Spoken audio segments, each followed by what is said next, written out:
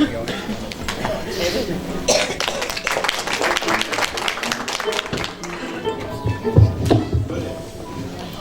akşamlar, hoş geldiniz. Ben Semahat Özdensiz. 1913 İstanbul doğumluyum. Eğitim hayatıma Üsküdar Kız Sanat Okulu'nda başladım. Fakat içimdeki müzik tutkusu nedeniyle bu eğitime devam edemedim.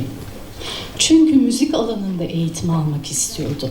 Bu nedenle dönemin önemli hocalarından dersler aldım.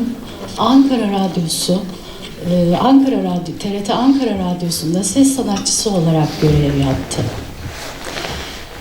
Bu süreçte bestelerimin yanı sıra hocalık görevi de devam etti. Şimdi sizlere Hicazkar makamında bir bestemi seslendirmek istiyorum.